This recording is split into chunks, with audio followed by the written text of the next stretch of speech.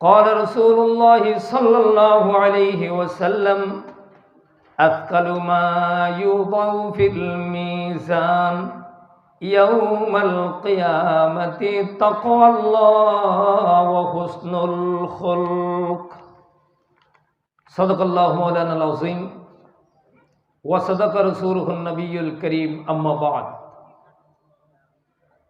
চট্টগ্রাম জেলা খন্দকিয়া বাইতুল শরীফ কমপ্লেক্স কর্তৃক পরিচালিত কেসি আখতারুল উলুম মাদ্রাসার বার্ষিক সভা হযরত কেবলা হুজুর কেবলা পীর সাহেব কেবলা 3 নক্ষত্রের ঈসা আলী সব মাহফিল ও বিদায়ী ছাত্রদের দস্তরবন্দি আজকের এই মহতী অনুষ্ঠানের সম্মানিত ওয়াজিবুল ইহতারাম সভাপতি, প্রধান অতিথি, উপবিষ্ট ওলামায়ে দ্বীন মিল্লাত, এলাকার সর্বস্তরের উপবিষ্ট দ্বীনি বাইশক, মাইকের আওয়াজ যতটুকুন যাচ্ছেন পর্দার আড়ালের মা এবং বোনেরা, আজকের মাহফিলকে কেন্দ্র করে আমাকে এখানে একটা বিষয়কে নির্ধারণ করে দিয়েছেন মাহফিল কর্তৃপক্ষ সভাপতি মহোদয়। আমি চেষ্টা করব সেই ধারার উপর আলোচনা যতটুকু আল্লাহ সহযোগিতা করেন, রহম করেন, দয়া করেন, সে বিষয়ে কিছু কথা বলার জন্য চেষ্টা করব। প্রাসঙ্গিক ক্রমে কিছু কথা আমাকে অন্য দিকে নিয়ে যেতে হয় আপনাদের বোঝার জন্য। আমি আপনাদের সামনে এই মাহফিল কেন্দ্র করে চরিত্র হনন, উত্তম চরিত্রের সফল, কুচরিত্রের বিপর্যয়, গীবত, শেখায়ত, খুদসা রটানা এই বিষয়ের উপর আলোকপাত করার জন্য আমাকে নির্দেশ দেওয়া হয়েছে। যদি আল্লাহ দয়া করেন আপনাদের দোয়ায় শামিল হাল হয়, আমি আমার লম্বা অন্যদিকে না গিয়ে আমি আমার কথার দিকে এগিয়ে যাচ্ছি ইনশাআল্লাহ। আলোচনা শুরুর আগে আপনাদেরকে জানতে চাই, আপনারা সবাই কেমন আছেন? সবাই ভালো আছেন তো? আলহামদুলিল্লাহ। আল্লাহ আপনাদের সবাইকে ভালো থাকার সুযোগ দান করুন। আমরা যারা বসে আছি, মেঘের আওয়াজ যতটুকুন যাচ্ছেন, আমাদের সকলের মালিককে একটু বড় আওয়াজে হবে আল্লাহ। যেই যন্ত্রটার উসিলায় কথা বলতেছি, ওই যন্ত্রটা আমাদের মুখের ভিতর যেটা আছে এটার নাম জিহ্বা, এটার নাম জিহ্বা। আসলে বার ওয়ালিসানা ওয়া শাফাতাইন ওয়া হাদাইনাহুন নাজদাইন। যে মালিক কথা বলার জন্য জিহ্বা দিল আর কথার সাউন্ড স্পষ্ট হওয়ার জন্য 2টা সাউন্ড বক্স বসাইয়া দিল। আওয়াজটা ভিতরে স্পষ্ট হওয়ার জন্য 2 সাইডে 2টা সাউন্ড বক্স আছে, আছে না নাই? এটা না দিলেও চলতো, দিল কেন? ভিতরের মানুষেরা যেন স্পষ্ট এটা বুঝতে পারে। ওইটাতে মাইকের আওয়াজ অনেক দূরে চলে যাবে, আর এটা কাছের গুলাই যেন ভালোভাবে শুনতে পায়, স্পষ্ট হয়, সেজন্য 2টি সাউন্ড বক্স 2 সাইডে বসাইয়ে দিয়েছেন। আল্লাহ বলছেন, বান্দা আমি তোমাদের এমন রব, আমি তোমাদের এমন মালিক, তোমার জীবন চলার পথে কথা বলার জন্য, কথা স্পষ্ট হওয়ার জন্য শুধু জিহ্বা দিয়ে কথা বলার সুযোগ ছিল, কিন্তু তোমার এই কথাগুলো স্পষ্ট করার জন্য, হওয়ার জন্য আমি আল্লাহ সুবহানাহু ওয়া তাআলা উপরে নিচে 2টা সাউন্ড বক্স বসাইয়ে দিয়েছি। ওয়া হাদাইনাহুন নাজদাইন। ন্যায় অন্যায়, কল্যাণ অকল্যাণ, ভালো মন্দ, লাভ ক্ষতি এগুলো বোঝার মতো আমি আল্লাহ তোমাদেরকে তৌফিক দিয়েছি। ঠিক কিনা? মানুষ আমরা যারা বসবাস করি, মিথ্যা কথা গুনাহ না সওয়াব?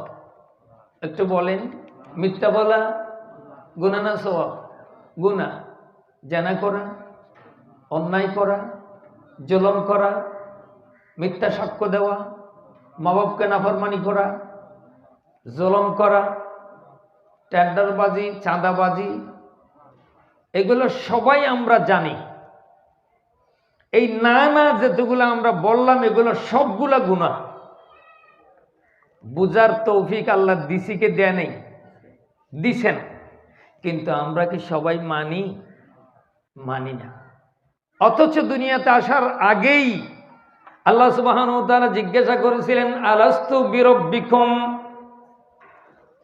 বান্দা তোমাকে বড় মেহেরবানি করে প্রেরণ করব দুনিয়ায়, কিন্তু দুনিয়ায় যাওয়ার পর আমি আল্লাহকে তুমি মানবা কিনা? সকলে উত্তর দিয়েছিলাম, মালিক দুনিয়াতে যাওয়ার পর তুমি ছাড়া কাউকে মানব না, তোমার হুকুম ছাড়া কারো হুকুম মানব না। ওয়াদা করেছিলাম, কিন্তু ওয়াদা কি আমরা রক্ষা করতে পেরেছি? রক্ষা করতে পারিনি, তার বিপরীতটাই করেছি। আল্লাহ বলছেন, বান্দা লাভ ক্ষতি, ন্যায় অন্যায়, কল্যাণ অকল্যাণ বুঝার জন্য আমি তোমাকে তৌফিক দিয়েছি, আর তোমাকে এই বিবেকটা তোমাকে আমি দান করেছি। শুধু তা করি নাই, লাকাদ খালাকনাল ইনসানা ফি আহসানি তাকওয়িম, বিশ্ব চরাচরে আমি আল্লাহ মানুষের মতো আর কোন সুন্দর তৈরি করি নাই। সুবহানাল্লাহ বলবেন না? শুধু তা নয়, ওয়ালাকাদ কাররামনা বনি আদম, আমি তোমাদেরকে সম্মানের মুকুটও পরিয়েছি, আমি তোমাদেরকে প্রত্যেক জাতির উপর সম্মান দান করেছি। শুধু তা নয় বান্দা, ওয়াসাখারা লাকুম মা ফিল বাররি ওয়াল বাহর, জলে স্থলে, সাগর সৈকতে, মরু পারাপারে, অনন্ত বিশ্ব চরাচরে যা কিছু আমি বানিয়েছি সব কিছুকে মানুষের অনুগত গোলাম বানিয়ে দিয়েছি। কথা বুঝেছেন? আল্লাহ যত কিছু সৃষ্টি করেছেন সব সৃষ্টিকে মানুষের অনুগত করেছেন। সুবহানাল্লাহ। কথা বুঝছেন না ওনারা? আল্লাহ বান্দা আজ যত কিছুই বানাই বেগিনরে অনুগত বানাই যে তোমার মানিবার লাই, ব্যাগুনের খামল আর বন্দারে মানিবি। কথা কি বুঝাতে পারছি? এখন সব সৃষ্টি আমার বন্দার অনুগত গোলাম। এবার আপনারা যারা সামনে আছেন, মাইকের আওয়াজ যারা শুনতে পাচ্ছেন, সবাই একবার মাথায় হাত দিয়ে চিন্তা করি বলি, যত কিছু বানালো সব বান্দার জন্য যদি বানিয়ে থাকে, আমি আপনি আবার বলি সবকিছু আমাদের গোলাম, আমরা কার গোলাম? বলেন, কার গোলাম? আমরা আল্লাহর গোলাম। অনায়াসে আপনার মেমোরি আপনাকে উত্তর দিতে বাধ্য থাকিবে, আমি হলাম আল্লাহর গোলাম। পশু পাখি, জীব জন্তু, চন্দ্র সূর্য, গ্রহ নক্ষত্র, কীট পতঙ্গ, বজ্র বিদ্যুৎ সব কিছুই হচ্ছে মানুষের গোলাম। এবার আল্লাহর কাছে আপনি নত হয়ে বলতে পারবেন, আল্লাহ আমি তোমার গোলাম, আমি তোমার গোলাম। এই গোলাম হতে আমরা রাজি আছি কি? এই আল্লাহর সত্যকারের গোলাম হতে রাজি আছি তো ইনশাল্লাহ? এবার আসেন, গোলাম হলে কি করতে হবে? গোলামের দপ্তরে যদি নাম লিখতে চাই তাহলে গোলামের মতো গোলাম হতে হবে, ঠিক কিনা? আল্লাহ বলেছেন জেনা করা যাবে না, আল্লাহ বলেছেন গীবত করা যাবে না, আল্লাহ বলেছেন বান্দার শেকায়ত করা যাবে না, আল্লাহ বলছেন কুৎসা রটনা করা যাবে না, আল্লাহ বলছেন আরেকজন মানুষকে অপদস্থ করা যাবে না, আল্লাহ বলছেন জুলুম করা যাবে না, আল্লাহ বলছেন আরেকজনের আমানত খেয়ানত করা যাবে না, আল্লাহ বলছেন অন্যায় কোনো কাজে জড়িত হইতে পারবা না। এখন আমি আপনি জড়িত হয়ে গেলাম, তাহলে কি আল্লাহর সাথে ওয়াদার সাথে মিল রাখতে পেরেছি? মিল রাখতে পারিনি, তো গোলাম কি দিয়ে হব? আনিবুদুনি হাযা সিরাতুম মুস্তাকিম। গোলামি মুখে করলে হবে না, মনের গহীন গভীর হতে যেই ব্যক্তি আল্লাহর গোলামির দপ্তরে নাম লেখার চিন্তা ভাবনা করবে, যারা আল্লাহর গোলামি করবে, যদি অনন্ত পারাপরে নাজাত পেতে চায়, ইটারনাল লাইফ আখিরাতের জিন্দেগিকে যদি কেউ নাজাত পেতে চায়, ওই আল্লাহর গোলামের কাজ হবে সিরাতুম মুস্তাকিমের উপর অটল থাকা। ঠিক কিনা? সিরাতুল মুস্তাকিম এটা হলো সহজ সরল একটা রাস্তা, যেই আঁকা বাঁকা রাস্তা দিয়ে যেতে পারবেন না। ব্যাঙ আর সাপে বন্ধুত্ব করেছে, ব্যাঙও পানিতে থাকে, কম থাকে, কিন্তু সাপ বেশিরভাগ পানিতে থাকে। সাপের সাথে ব্যাঙের কোনো মিল নেই, তারপরেও বন্ধুত্ব হয়ে গেছে কোনো কারণে। তো সাপ যতই লম্বা হোক না কেন, কিন্তু সোজা চলতে পারে না, এরকম আঁকা বাঁকা করে চলে। ঠিক কিনা? সাপকে দেখছেন কোনোদিন তো উঠতে? সাপ সোজাতে উঠতে পারে না, একটু বাঁকা হবে, একটু বাঁকা হবে, সে আঁকা বাঁকা করে চলে। ব্যাঙ হঠাৎ করে একদিন বললেন, কেসি আক্তারুল উলুম মাদ্রাসার পুকুর থেকে উঠছে দুজন, ওইদিকে কিন্তু কুচুক্ষেত, এতিমখানার ওই পার্শ্বে কুচুক্ষেত আছে না? ব্যাঙে বলছে, বন্ধু আপনি লম্বা চূড়া একজন জিনিস, একটা সৃষ্টি, আপনি বাঁকা চলেন কেন?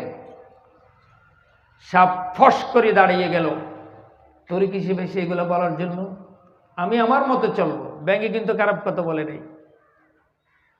বন্ধু, জিন্দে থাকতে একটু সহজ করে সোজা করে চলো, বাঁকা চলছো কেন?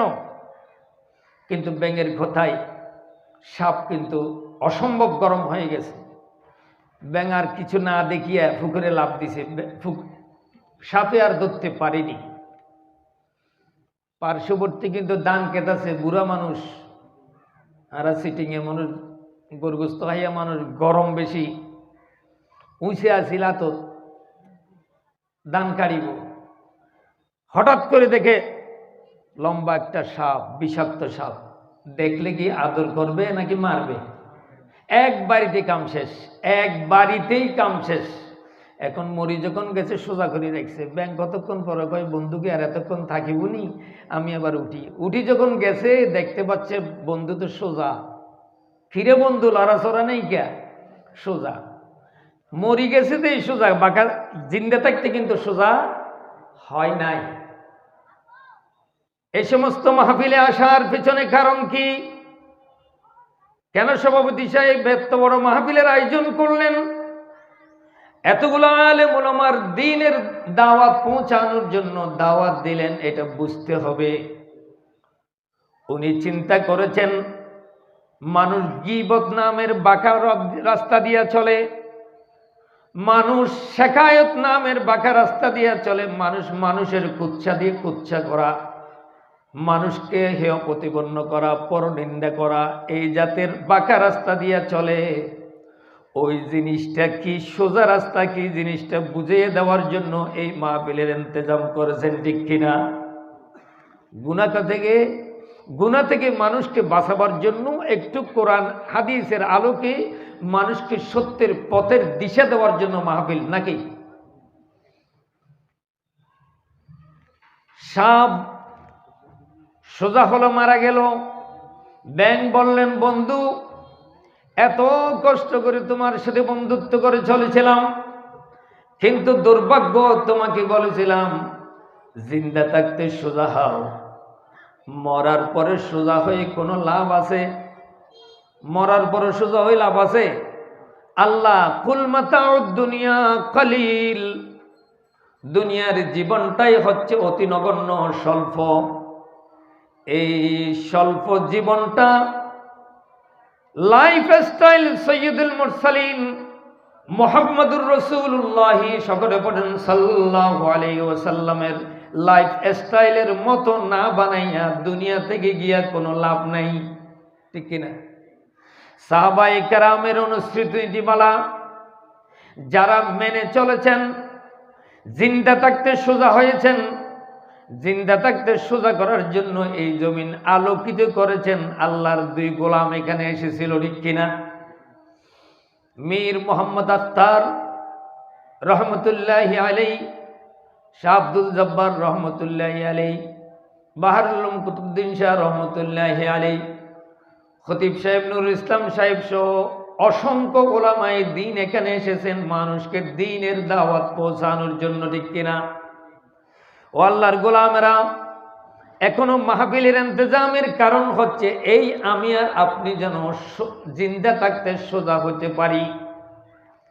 জিন্দা থাকতে সোজা না হয়ে মরার পরে সোজা হওয়ার চিন্তা করলে নাজাত পাওয়া যাবে? বলেন, নাজাত পাওয়া যাবে? যাবে না। हर वीर मुगानी को ये राज बता दो तुम, ये राज बता दो तुम, इस्लाम चमकता है, इस्लाम चमकता है, जुन्नार मुहम्मद में, इस्लाम चमकता है, जुन्नार मुहम्मद में।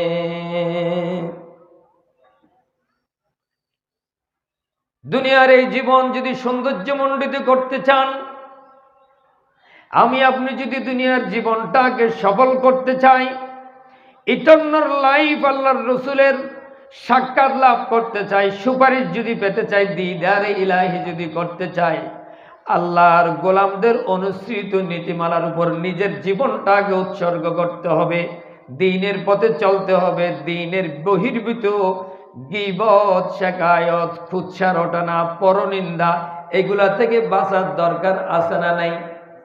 কি বলেন, আছে না নাই? মা বোনদেরও এই অভ্যাস আছে, শুধু পুরুষের আছে না। মা বোনেরা দুই চারজন এক জায়গায় বসলে ওই বাড়ির কথা এখানে সবাই তছনা করে, এটার নাম গীবত। এটার নাম কি? গীবত।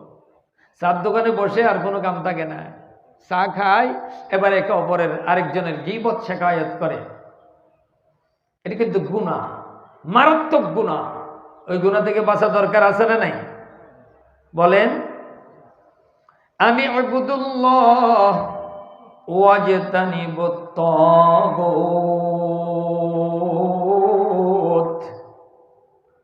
তোমরা নিরঙ্কুশ ভাবে, খালেস ভাবে আল্লাহর গোলামি করো। কিন্তু গোলামি যখন তুমি করতে যাবা, মালিকের গোলাম যখন বানতে যাবা, তোমার সামনে বাধা আসতে পারে, ঠিক কিনা? ওই বাধার বাঁধ ভেঙ্গে আখিরাত সফলতার জন্য, আল্লাহর দিদারের জন্য, নবীজির সুপারিশের জন্য আমাদেরকে শয়তানের ফাঁদ ভেঙ্গে আল্লাহর গোলামি, আল্লাহর দাসত্বের মধ্যে আমাদের নাম উঠাইতে হবে, ঠিক কিনা? যদি উঠাইতে পারি তাহলে আমরা সফল হব নাকি নাশ হব? অবশ্যই সফল হব। নদীতে সবাই নৌকা চালাইতে পারে, একটু চেষ্টা করলে সবাই নদীতে নৌকা চালাইতে পারবে। কিন্তু যেই নদীতে ভীষণ তরঙ্গ, কঠিন স্রোত দ্বারা, সেখানে কি সবাই পারবে? কথা বুঝতেছেন না আপনারা? নদীর মধ্যে নৌকা বেগুনো চালাইতে পারিব, কিন্তু যেই নদী বেশি স্রোত দ্বারা 15 নম্বর দিয়ে যদি অনুকূলে যাইতে সন্দেহ হয়, এত সহজে জানতে পারিবেন, হয়তো ডুবে যাবেন। কেন?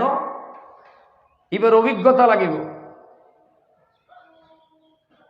বিশাল তরঙ্গ এবং স্রোত দ্বারার মাঝিয়া অন্যরকম।